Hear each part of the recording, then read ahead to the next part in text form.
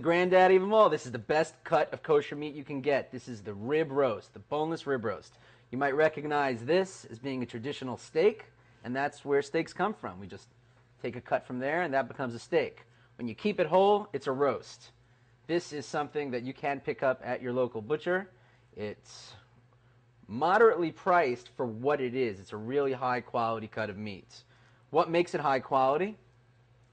First of all, look at this marbling. You see how you have little speckles of white fat in there that helps moisten the meat as it roasts.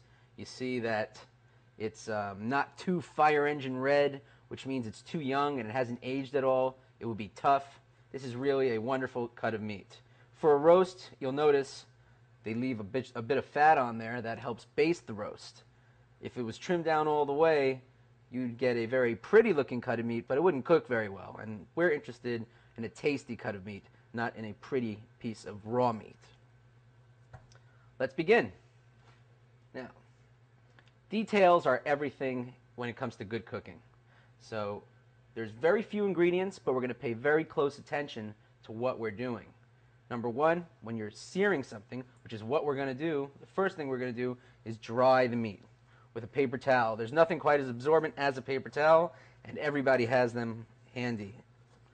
So we're going to dry that. That'll be our first step. Let's discard this. The next step is to preheat our pan and make sure it's getting hot. That will take about 4 or 5 minutes. Next step, choosing the right oil. Grapeseed oil is an excellent choice. It has a high smoking point. It could stand up to high temperatures, which is what we're going to be doing because we're going to be searing this meat in an extraordinarily hot pan to get that brown crust very quickly. We don't want this to take a long time. We want the entire process of browning the outside of the meat to take about probably 1 minute for the entire browning, maybe 2. So we're going to start by just coating the roast in oil.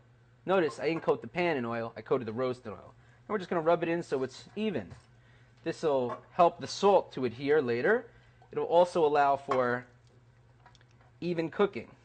Just like when you suntan, you put oil on your body to get an even tan. We want an even roast, and that's why we're putting oil on the meat, because it distributes heat. It acts as a medium for heat to travel. Let me dry my hands real quick.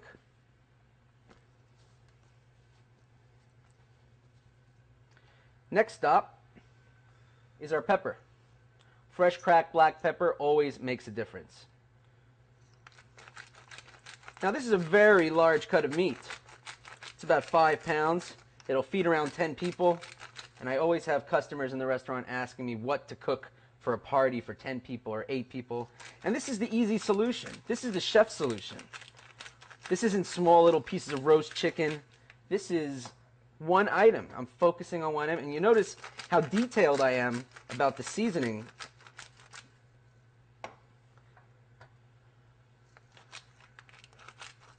Now, people always ask me, how do I know when it's ready? And that's really a big question for people. How do they know when it's ready? Because they don't really understand what cooking is. So I'm going to explain it to you on one foot. Cooking a piece of meat is when you have the temperature of the oven penetrate the center of the meat. Sounds complicated, but not really. Here I have an insertion. I have a thermometer that is designed specifically for roasting meats. You'll see that it's set, it's calibrated at 32 degrees. I have it in some ice water with a little salt. That's always 32 degrees. Ice, water, a little bit of salt, it should read 32 degrees. Because water freezes after 32 degrees. It wouldn't be ice water. Mixing it around. That looks like it's about 32, 33 degrees right now. I know it's accurate. And this is what I'm going to use to see what the internal temperature of the roast is. And we'll talk about more about that later. I have tongs. I can use these too. Make sure you have a good set of tongs. You don't want to drop a heavy piece of meat into a scorching hot pan.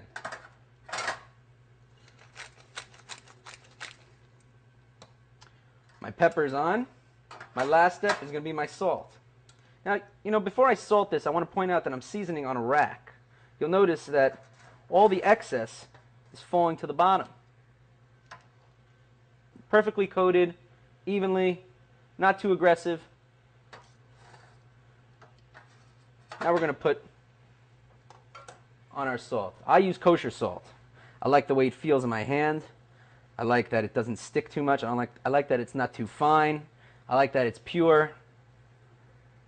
All professional kitchens in the world use a salt like this that you can handle and you can have a feel for.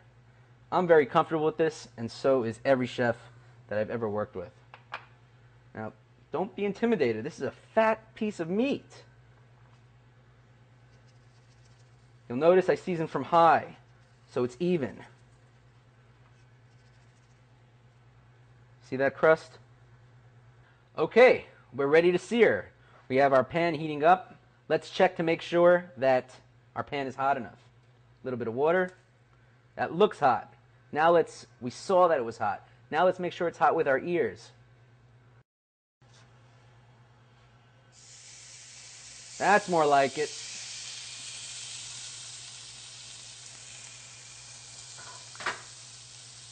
Now, it's very important not to move it around. Let it do its work.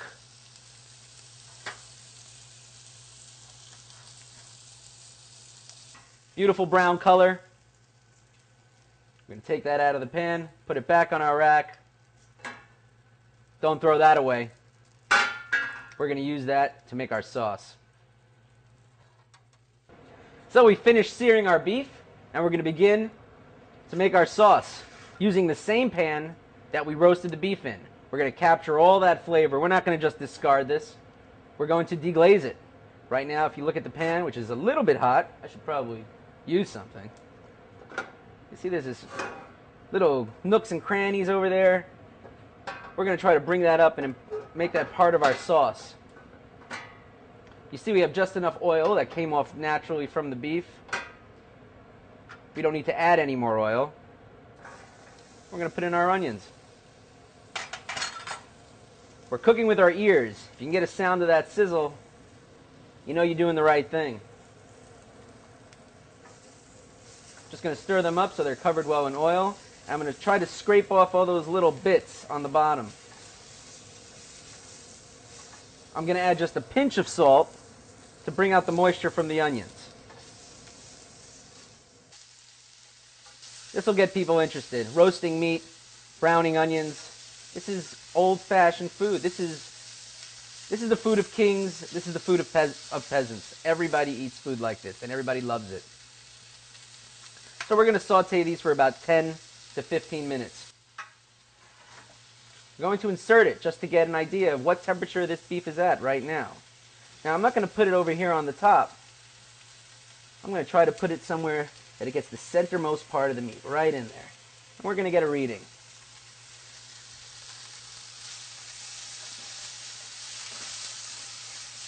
You hear that? That means you're doing a good job. That's applaud. The food is applauding you.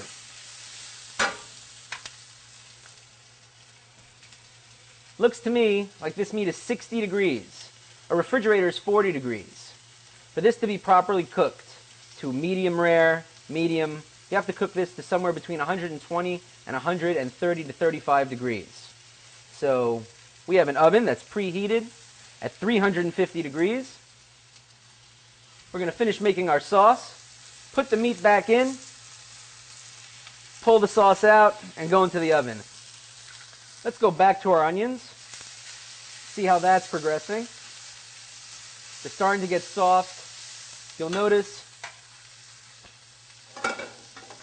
there's no liquid in the bottom of the pan. I'm sauteing this. I'm not boiling it in its own juices. It's not overcrowded. There's a sound of a sizzle, and the sound of a sizzle means that you're creating flavor, really. So while these onions are browning, let's talk about some of the other ingredients we have. At this point, we'll add our garlic. Adding garlic at the last minute is critical because garlic tends to burn quickly, and we don't want to take that chance. We want guarantees. We want our food to taste good. We don't want to have to sit there and make sure the garlic doesn't burn.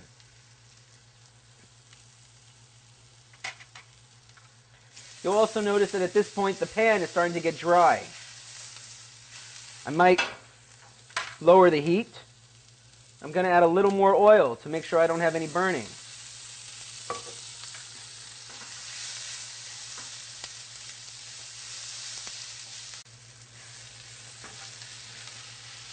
If this doesn't look delicious to you, then you must be a vegetarian. So, our onions are nice and golden. Our garlic has cooked to aroma. I could smell that. Now, I want a sauce that's a little bit thicker. Not thick, but not watery. So this is a classic French technique where you just take a little bit of flour and you just dust the aromatics here. Just dust them. Let it mix with the oil. Lower the heat a bit. Toss that around. A little more. I think 1 teaspoon should be enough.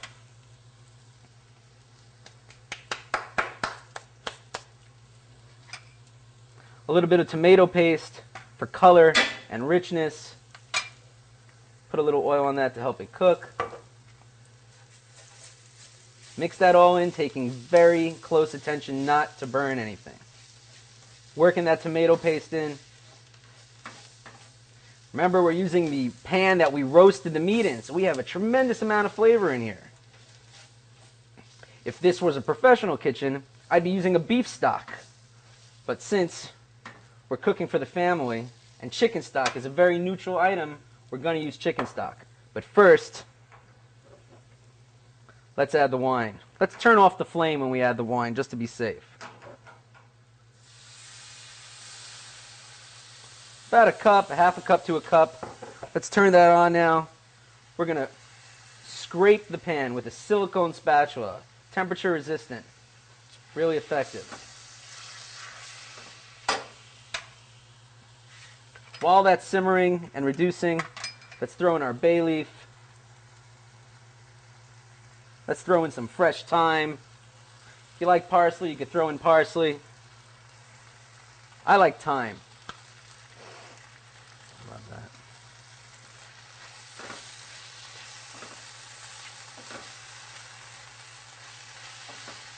If you want to take a little extra second right now, deglaze again and reduce. This is real cooking. This is what people who know how to cook do, and it's not very complicated. It's still just a roast with some caramelized onions. You'll notice most of our wine has reduced. It's pretty much a dry pan. We'll add our chicken stock. Turn off the flame. Scrape up all that good stuff on the bottom.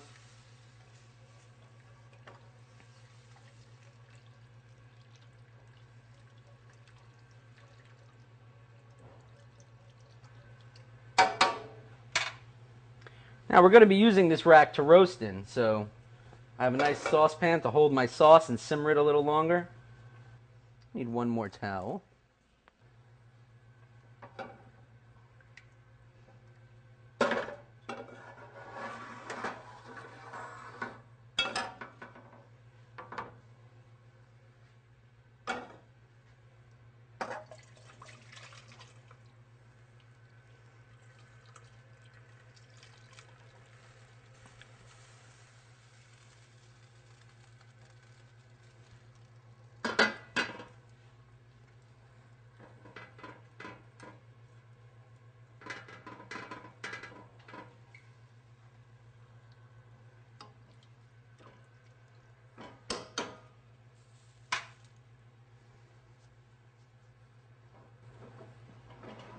A very rustic sauce, the way it is. We can cook that down to concentrate it. We could serve it as is.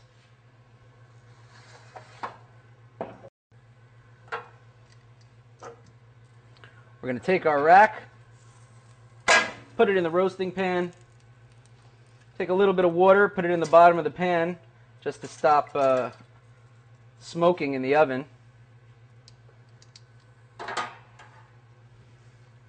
We have an oven that's been preheated to 350 degrees. We're going to cook that to an internal temperature of 125 degrees.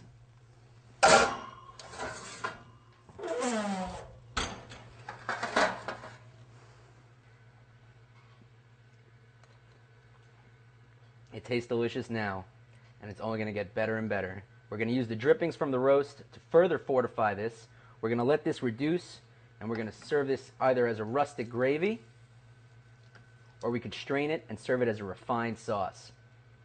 We'll come back in about a half hour and check on our roast.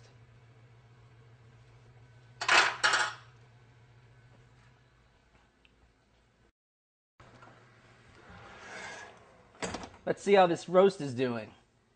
Let's put that right in the center of the meat, in the most center part of the meat. Get a proper read on the temperature. That's 120 degrees. We're going to take that out, and we're going to let that carry to 130 degrees, because that's the way I like it, medium rare.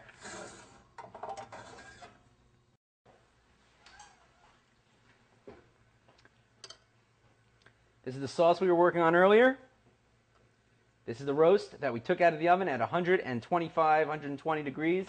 And if you have a look here, you'll see that it's already reached 135 degrees. Won't be needing that anymore. Good job. Let's look at our sauce before we slice our roast. We took the drippings earlier, we removed the roast, we poured off the excess oil, put the sauce that we already had working in the pan, stirred it around, and put that back in the pot, and brought that to a simmer for another 5 minutes. Of course, we deglazed with just a little more red wine. A little more red wine never hurts, a red wine sauce. So we have a choice. We could serve this rustic, and we could just scoop it out and put it into a ramekin and have people serve themselves, or we can be fancy, and we could be restaurant style about it. First thing you want to do is defat. Remove the fat from the pan. Now, not all of it. You know, this is a sauce, and it's not meant to be an ultra-refined sauce. It's just a sauce that accommodates this fantastically beautiful piece of meat. No sauce is necessary to enjoy this cut of meat. You don't need a sauce to enjoy a beautiful cut of meat like that. It will be juicy, it will be flavorful on its own. But it's really not much more work to do this, and it just enhances the experience fantastically. Let's put that over here. We're going to go ahead and strain off the onions, see what the liquid looks like.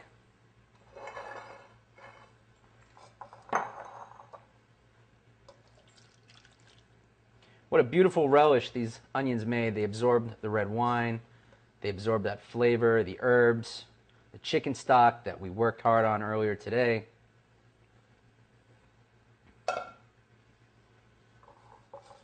That looks nice all on its own, doesn't it? And there you have a beautiful jus sitting underneath it. Put that aside just for a moment. Let's talk about this roast again.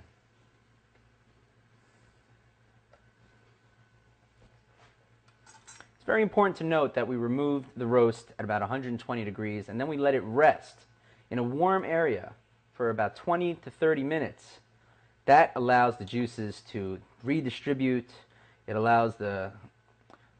just allows everything to settle. There's a lot of activity going on in a roasted piece of meat, and you do need to let it set so that when you slice it, you don't have juices falling all over your cutting board. That's what these grooves are all about on this cutting board.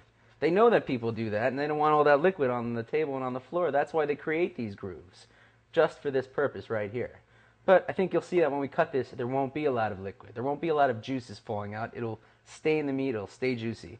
We're hoping to have a beautiful pink roast here. The final temperature is around 135 degrees. Let's remember to remove these strings. Nobody likes to eat twine. unless you're a goat. Okay. Trying not to destroy that beautiful crust that we worked on. There's a ton of flavor there. See that right there? I don't want to lose that. That's delicious. Let's put that on our tray.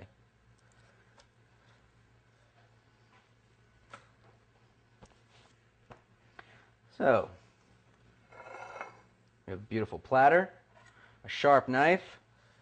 I say, we don't cut the ends. Let's just roll right through the middle. Let's have a look at that.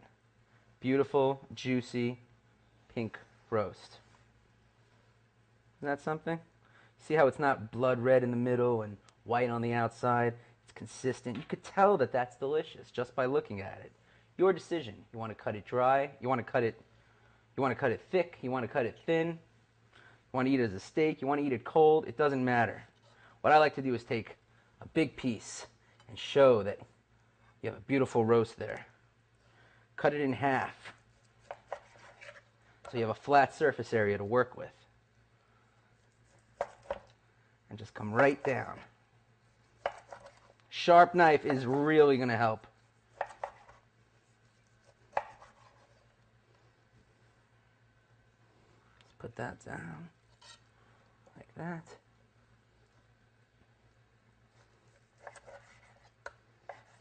What a stunning piece of meat this is. You know what the best thing about cooking a roast is? You can satisfy a lot of customers. And when I say customers, I mean your guests. I've been in the restaurant business too long. Well, even if you enjoy your meat rare, you'll enjoy this. It's juicy, it's flavorful. Let's have another beautiful piece of roast there that we could show off our work. Let me dry my hands here. Take some of these beautiful onions, just use it as a wonderful relish. Isn't that just something else? Let's not forget the most important thing, an easy solution to good flavor. Fresh thyme sprinkled everywhere. Remember, these have been cleaned in advance. And they just sit in water like a beautiful bouquet. If you're cooking often, you just draw from it. I've been using this one for over 8 hours. It's been sitting here, and look how lovely they look. Vibrant. You like parsley? Parsley never hurt anyone. Dinner is served. 10 people. Come on over.